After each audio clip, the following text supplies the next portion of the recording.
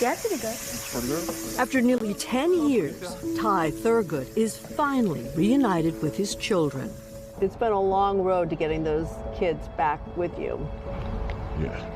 We met the 37-year-old at a park near his home in Bridgeport, Connecticut, and sat at the picnic table where he once had supervised visits with his kids after DCF, the Department of Children and Families, removed them from his home. It was the worst experience ever. It was one of the most embarrassing things also. At the time, he was working more than 80 hours a week as a security guard on movie sets. People close to the family contacted DCF, raising concerns about whether the children were being neglected. Ty says he felt the caseworker did not have any interest in helping him keep his kids, and their mother was unable to care for them. We were caught here, so now we got to remove them. That's what it felt. Knee jerk. Right, absolutely. Two of his children, now 13-year-old Taj and 10-year-old Taraji, ended up in foster care. I felt really lonely and sad. It's 6 months, you went through 6 families. Yeah.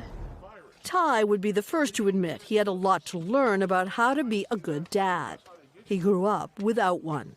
Finally, a few years ago, he says DCF seemed different, willing to work with him and direct him to services. He started meditating to center himself, cut back on his work hours, and found a mentor in a fatherhood class. He wound up really, really giving me an understanding that, hey, you're dad and you matter. He empowered you. Absolutely. Absolutely. You want people. And that is precisely what DCF's first African-American commissioner, Vanessa Durantes, intended when she took office nearly 4 years ago. A lot of times, poverty is being conflated with neglect. She vowed to provide support to families to help them stay together and to tackle the racial inequities she says are baked into the system. It's like boiling the ocean. Back in 2012, a black child was 4 times more likely than their white counterpart to come into foster care. Today, it's 2.5 times. We want to get to eradicating or eliminating disparity. Ira Lustbader says that's a problem across the country. He's a lawyer for Children's Rights, a nonprofit that sued 23 states, including Connecticut, more than 30 years ago. When we first brought that case decades ago, it was a system that was just dangerous and chaotic and broken. And racist. And structurally impacting black and brown kids disproportionately, for sure. The system itself was harming kids, bouncing kids around 10 or 20 times from home to home or from institution to institution.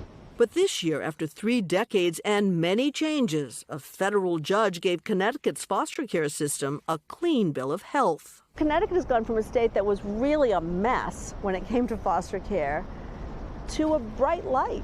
I think the system is a beacon for others to look at and a model for that you can effectively turn around an agency and be responsible and accountable to the kids and families that you're there to support.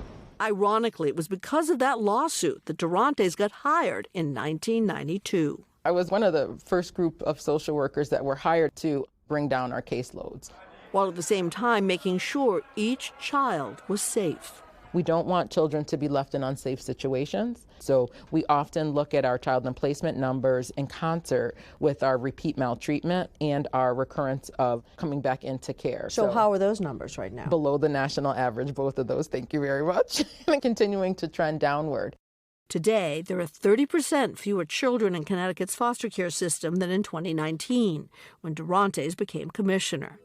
And nearly 2,400 children have been reunited with their families, including Ty's children. I know you know this, but your father worked really hard to make it possible to have you all back with him.